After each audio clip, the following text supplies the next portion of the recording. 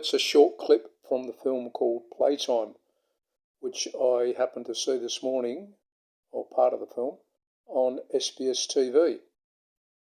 I thought it was interesting because it's a 1960s based film and it talks about technology. It was set actually in futuristic Paris. Monsieur Holot is a befuddled Frenchman lost in the new modality of Paris. So it seems the concept of trying to cope, or people trying to cope with new technology is nothing new. It goes back to the 60s. In fact, it probably goes back further than that. It probably goes back to the beginning of time. I can remember myself having a situation where my mother wanted to use a payphone, or what they call a public phone. And what she wanted to do is make phone calls. And every time she went up the street to make a phone call, to ring her sister, the phone just wouldn't work right. So one day I went up with her.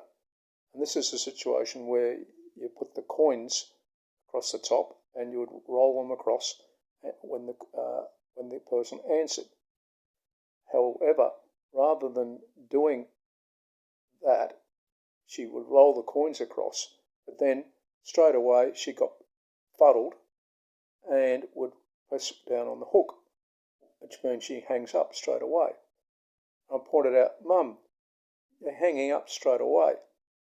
She didn't understand what I meant. She was having trouble with that new technology.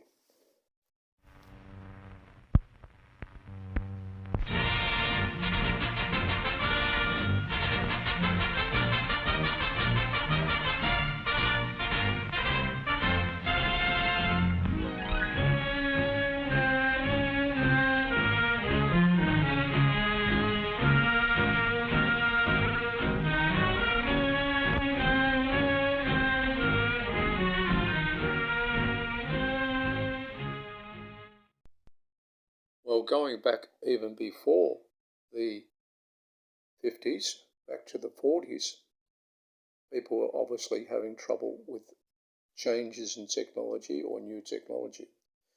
This is a video I found on YouTube, which runs for about 20 minutes by the Baffle phone company, done in the 1940s for the introduction, showing the introduction of dialing telephones as opposed to the previous telephone system they had, but they didn't have dialing. As you can see, the young girl is telling her grandfather that this is the new technology that's going to be coming in place. And he's saying, "Why do I need it? If everything's working okay, why have a change?" So that's what it's all about, change. Why, that's since Daddy was a boy. We ought to be glad to have modern telephones. Oh, shucks. You young'uns are never satisfied these days. Folks are getting more worried about being modern than they are over the 3 square meals. Friends, it won't be long now until your new dial telephones are ready to serve you. And I know... This promotional video, that, as I said, went for 20 minutes, done in the 40s, did quite a good explanation of what all the background was going on, what they were doing to get the new dialing system going, what they were doing in relation to each individual household, and how there were going to be a instantaneous switch over just by pointing out some levers. Bringing it around. Then actually went on to show how to dial. And then, of course, at the end, Grandpa actually ends up dialing successfully and getting on to his friend without actually going through the switchboard operator.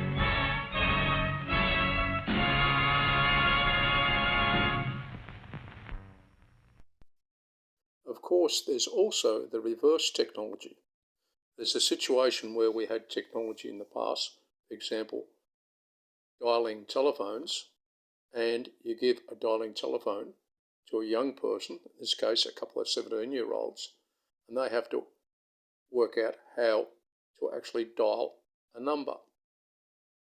Now it's interesting, the first thing they want to do is actually press the numbers themselves. they don't know how to work out how to dial a number. I found another video some time ago of a very young child. Ask him how to dial, and the first thing the child turned around and says, "How do you dial?" Interesting, they know the word dial, they don't know that to dial means to turn a dial, and that's where the name dial comes from. Based on the number of videos you can find in YouTube about young people having difficulty with dialing telephones, it seems that most young people haven't got a clue how to use a dialer on a telephone. I can equate to a similar situation about 40 years ago. My wife had brought home a manual typewriter and was sitting there typing, and my son, who was only 3 or 4 years old probably at the time, was walking around looking at the typewriter. And my wife said, "Glenn, what are you doing?" And he said, "Where does it plug in, or where do the batteries go?" He'd never seen a device that didn't run on electricity. He wasn't aware that devices could be manual. That's another case of reverse technology where young people don't understand. Another situation of reverse technology I can relate to is a story that a friend of mine mentioned. His daughter said to him one day, "Dad, when you were young, what videos did you used to watch?"